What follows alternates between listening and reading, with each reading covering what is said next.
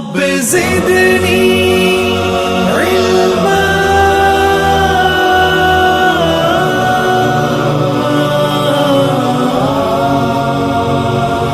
رب اشرح لي صدري ويسر لي امري واحلل عقدة من لساني يفقهوا قولي رب زدنی علما رب زدنی علما۔ نبی پاک صلی اللہ علیہ وسلم کی حدیث میں آپ کو ضرور یہاں پر سنانا چاہوں گی کہ آپ صلی اللہ علیہ وسلم نے فرمایا کہ قیامت تب تک برپا نہیں ہوگی جب تک تمہارے اندر وہ ساری برائیاں نہ آ جائیں جو پہلی امتوں میں ایک ایک کر کے تھیں۔ یعنی ہر امت کی ایک برائی ہمیں نظر آتی ہے، جیسے قوم شعیب میں ناپ تول کی کمی تھی، قوم لوط کے اندر بھی ایک خرابی تھی، اور اس طرح سے مختلف اقوام اپنی مختلف خرابیوں کی وجہ سے وہ ساری کی ساری جب تک تمہارے اندر جمع نہیں ہو جائیں گی تب تک قیامت نہیں آئے گی۔ اور یہی حال ہو چکا ہے ہمارا۔ جب یہودیوں نے اپنا منصب چھوڑا، جب انہوں نے اپنے مقام کو فراموش کیا تو وہ ذلیل و رسوا ہوئے، اور آج ہم نے اپنے منصب کو جب چھوڑا ہے تو ہم بھی ذلیل و رسوا ہو رہے ہیں۔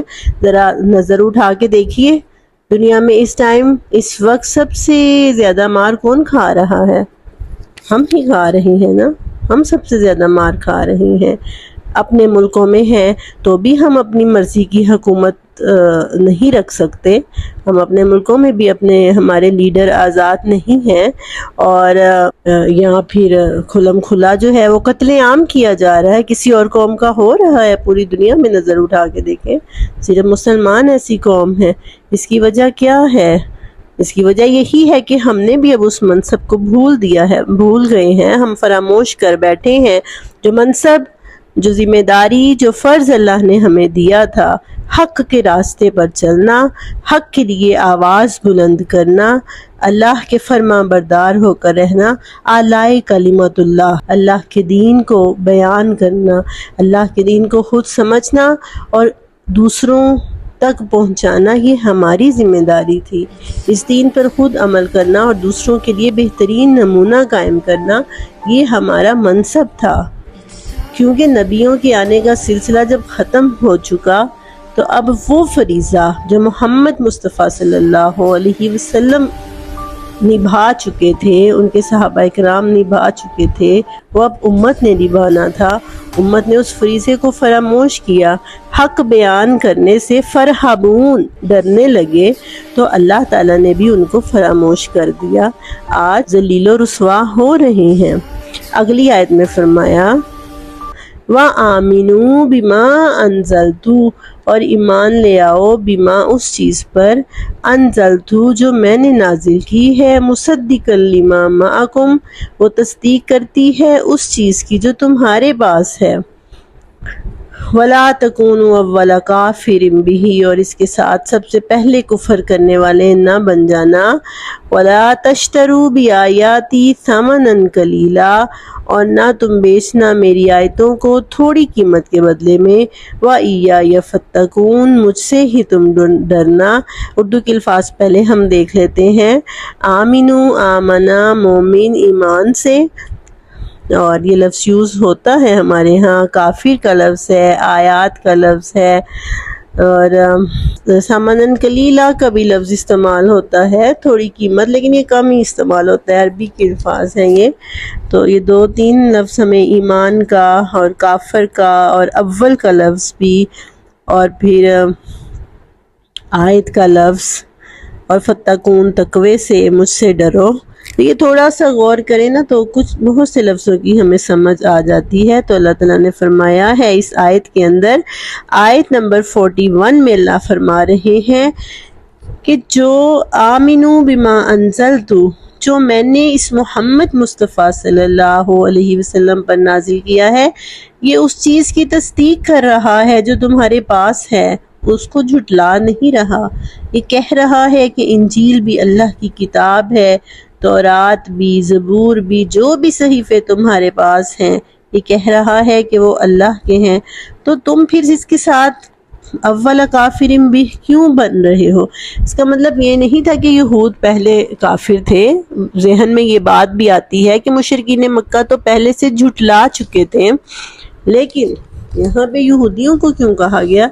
تو یہودیوں کو اس کا مطلب یہ ہے، جیسے ہم کہتے ہیں نا نمبر 1 ہے وہ اس چیز میں، اس کام میں وہ لوگ نمبر 1 ہیں، تو یہ وہ نمبر 1 پہ آتے ہیں، نمبر 2 پہ آتے ہیں، ایسے کیٹاگورائز ہم کرتے ہیں۔ تو اسی چیز کو اللہ تعالیٰ کہہ رہے ہیں کہ کفر کرنے والوں میں تم نمبر 1 نہ بنو، سب سے اگلی صف میں شامل نہ ہو جاؤ، تمہارے پاس تو وہی کتابیں ہیں جس کی یہ تصدیق کر رہا ہے۔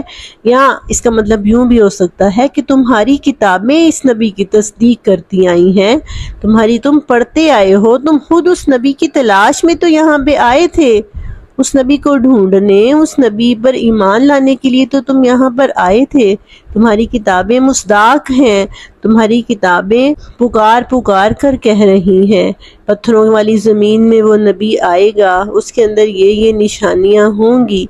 اور یہ بھی جیسے آتا ہے نا کہ پہلے انبیاء تھے، ان کی کتابیں صحیفوں کی شکل میں ان کو دی گئیں، جیسے حضرت موسیٰ کو تختیوں کی صورت میں، اور اس طرح، اور محمد مصطفیٰ صلی اللہ علیہ وآلہ وسلم کے دل پر قرآن اتارا گیا تھا۔ یہ نبی پاک کی یہ خوبی بھی پہلی کتابوں میں موجود تھی۔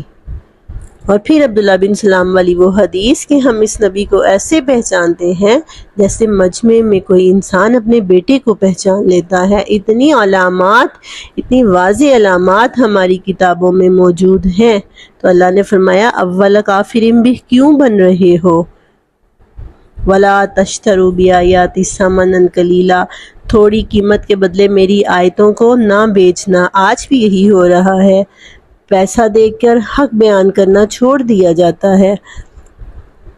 آج بھی یہ چیز علماء کے اندر اور ہمارے حکمرانوں کے اندر آج بھی یہ چیز ہے کہ پہلے اپنی فکر کریں، اپنی اکانومی کی فکر کریں، اپنے ملک کو سٹرونگ کرنے کی فکر کریں۔ ہمیں قرضہ نہیں ملے گا، صاف اس میں ڈٹائی سے ہم کہتے ہیں ہمیں قرضہ نہیں ملے گا، ہمارے اوپر پابندیاں لگ جائیں گی، ہم سر عام اب ہم ایسی باتیں کرتے ہیں۔ تو یہ اللہ کی آیتوں کو ثمناً قلیلا میں بیچنا ہے، حق نہیں بیان کرنا، بلکہ اپنے مفاد کو مد نظر رکھنا ہے۔ تو وَإِيَّايَ فَاتَّقُونِ، پھر اللہ نے پکار کے کہا ہے کہ تم بھی ہے مسلمانوں، اب تم بھی ان یہودیوں کی طرح، ان بنی اسرائیل کی طرح نہ ہو جانا، خاص مجھ سے ڈرتے رہو۔ وَلَا تَلْبِسُوا الْحَقَّ بِالْبَاطِلِ وَتَكْتُمُوا الْحَقَّ وَأَنْتُمْ تَعْلَمُونَ، آیت نمبر 42۔ اور تلبسو لباسا سے، لباس سے، تھوڑے سے لفظ پر غور کرنے کی ضرورت ہے۔ ملانا، لپیٹ دینا کسی چیز کے اوپر، پردہ چڑھا دینا، جیسے جسم کے اوپر لباس کا پردہ چڑھایا جاتا ہے، تو لبوس جدید، نئے کپڑے، اسی سے لبس اور اسی سے تلبسو۔ ولا تلبسو الحق والباطل، یہ لفظ بھی اردو میں استعمال ہوتا ہے، اور یہی لفظ ہے اس آیت کے اندر جو اردو میں استعمال ہوتا ہے۔ 42 آیت، حق کو باطل سے نہ ملاؤ، وَتَكْتُمُ الْحَقَّ، اور حق کو چھپاتے بھی ہو، حق کو باطل سے ملا بھی دیتے ہو اور حق کو چھپاتے بھی ہو۔ یعنی کوئی حق کی بات پوچھنے کے لیے آتا ہے، کیونکہ علماء کی طرف لوگ دیکھ رہے ہوتے ہیں نا کہ علماء کیا کہتے ہیں اس معاملے میں، تو علماء کا کیا رویہ ہے کہ اگر وہ اپنے مفاد کو دیکھیں گے تو بات کو یا تو وہ چھپا ہی دیں گے، بولیں گے ہی نہیں، اپنا موقف بیان ہی نہیں کریں گے، یا اگر بیان کریں گے بھی تو خلط ملط کر کے مبہوم سے الفاظ میں صحیح طرح سے نہیں بتانا، تو جس کو یہ کہا گیا ہے کہ تلبیس حق کہا گیا ہے، حق کو باطل سے ملا دیتے ہیں۔ ہاں یہ بھی جائز ہے، ہاں ایسا بھی ہو سکتا ہے، ہاں ویسا بھی ہو سکتا ہے، کھل کے بات نہیں کرنی، تو یہ چیز جو ہے نا یہ اس میں آ جاتی ہے۔ وَأَنْتُمْ تَعْلَمُونَ، جبکہ تم جانتے ہو، تم جانتے ہوئے بھی حق کو باطل سے ملا رہے ہو۔ اور پھر آیت نمبر 43 میں فرمایا وَأَقِيمُوا الصَّلَاةَ، اور نماز قائم کرو، وَآتُوا الزَّكَاةَ، اور زکوٰۃ دو، وَارْكَعُوا مَعَ الرَّاكِعِينَ، اور رکوع کرنے والوں کے ساتھ رکوع کرو۔ یعنی پہلی قوموں کو بھی، بنی اسرائیل میں جو پہلی قومیں تھیں، جو انبیاء آتے رہے وہ اپنی قوم کو نماز کا حکم دیتے رہے، زکوٰۃ کا حکم دیتے رہے، اللہ کے آگے جھکنے کا حکم دیتے رہے، اور یہی حکم مسلمانوں کو بھی دیا جا رہا ہے، اور بارہا مسلمانوں کو یہ یاد دہانی کروائی جا رہی ہے کہ تم نے ان کی طرح نہیں کرنا۔ أَتَأْمُرُونَ النَّاسَ بِالْبِرِّ وَتَنْسَوْنَ أَنفُسَكُمْ، تم دوسروں کو تو نیکی کا حکم دیتے ہو لیکن اپنے آپ کو بھول جاتے ہو۔ وَأَنْتُمْ تَتْلُونَ الْكِتَابَ، حالانکہ تم وہ ہو جو کتاب پڑھتے ہو۔ أَفَلَا تَعْقِلُونَ، کیا تم عقل نہیں رکھتے؟ اس میں کتاب کا لفظ اردو میں استعمال ہوتا ہے، ناس کا لفظ اردو میں استعمال ہوتا ہے، تَعْقِلُونَ عقل سے۔ تو اللہ تعالیٰ کہہ رہے ہیں کہ دوسروں کو تو نیکی کا حکم دے رہے ہو اور اپنے آپ کو بھول رہے ہو، بھول جاتے ہو کہ یہی احکامات جن کی میں لمبی لمبی تقریریں کر رہا ہوں، لمبے لمبے دروس دے رہا ہوں، یہ پہلے مجھے اپنے آپ پر لاگو کرنے ہیں۔ تو یہ روش علماء یہود کے اندر تھی، یہ روش عیسائیوں کے اندر کے راہبوں میں بھی تھی، اور وہ اپنے آپ پر ان احکامات کو لاگو کرنا نہیں سمجھتے تھے، خود کو وہ اللہ کے چہیتے سمجھتے تھے کہ ہم تو اللہ کے چہیتے ہیں، ہمیں معاف کر دیا جائے گا۔ ہمارے ہاں بھی آج کل یہی روش مسلمانوں میں بھی پائی جاتی ہے کہ بہت سے ہمارے ایسے لوگ ہیں جو یہ سمجھتے ہیں کہ ہم نمازیں نہیں پڑھیں گے، ہم دین پر عمل پیرا نہیں ہوں گے، صرف زبانی کلامی محمد مصطفیٰ صلی اللہ علیہ وسلم سے عشق کا جو دعویٰ ہے اور محبت کا جو دعویٰ ہے وہ ہمیں جنت میں لے جائے گا۔ اللہ کے رسول محمد مصطفیٰ صلی اللہ علیہ وسلم نے اپنی بیٹی فاطمہ سے بھی کہا تھا کہ اے فاطمہ، اعمال کر لو، نیک عمل کر لو، کل قیامت والے دن میں تمہارے کام آنے والا نہیں ہوں۔ یہ اتھینٹک حدیث ہے، یہ قرآن پاک میں بھی ہے۔ تو یہی چیز